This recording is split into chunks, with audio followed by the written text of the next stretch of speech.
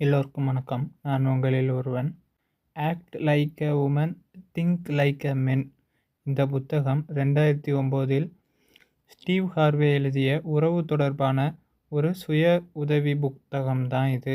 இதில் ஆண்களின் உறவு அணுகுமுறை, கமிட்மெண்ட், ஸ்டாண்டர்ட்ஸ், 90 டே ரூல் போன்ற கருத்துகள் முக்கியமாக வருகின்றன. ஒரு கதை மாதிரி சொல்லி உங்களுக்கு நான் அந்த புத்தகத்தில் உள்ள கருத்தை தெளிவாக விளக்கி காட்டுறேன்.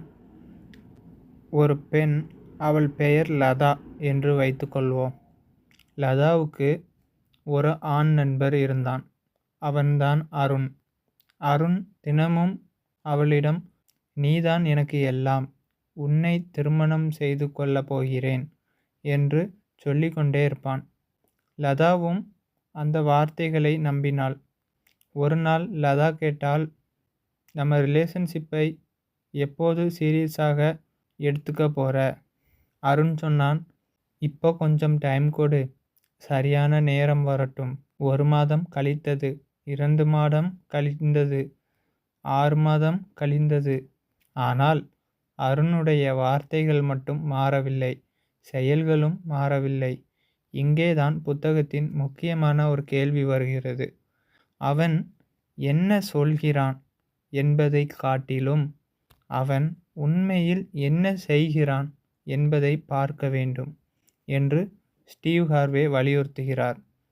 அவருடைய பார்வையில் காதல் வெறும் வார்த்தைகளில் மட்டும் தெரியாது. ஒருவரை வெளிப்படையாக ஏற்றுக்கொள்வது, பொறுப்பெடுப்பது, பாதுகாப்பாக இருப்பது போன்ற செயல்களிலும் வெளிப்பட வேண்டும். இன்னொரு சிறிய கதை பார்ப்போம். மீனா என்ற பொண்ணுக்கு 2 ஆண்கள் அறிமுகமானார்கள்.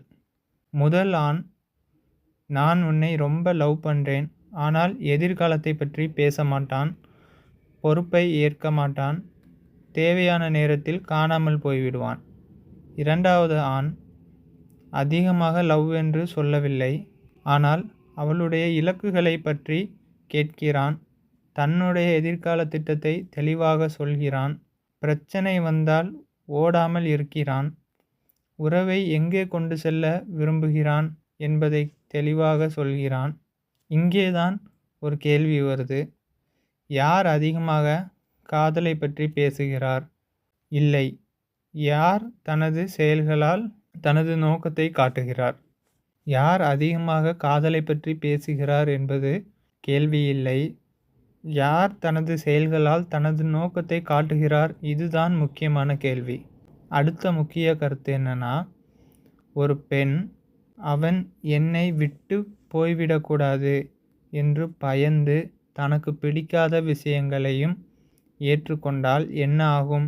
புத்தகத்தின் கருத்துப்படி தனக்கு என்ன வேண்டும், என்ன ஏற்றுக்கொள்ள முடியாது என்பதை தெளிவாக வைத்திருப்பது முக்கியம்னு சொல்லியிருக்காருங்க. அதாவது அவனை எப்படி வைத்திருக்கலாம் என்பது கேள்வியாக இருக்கக்கூடாது.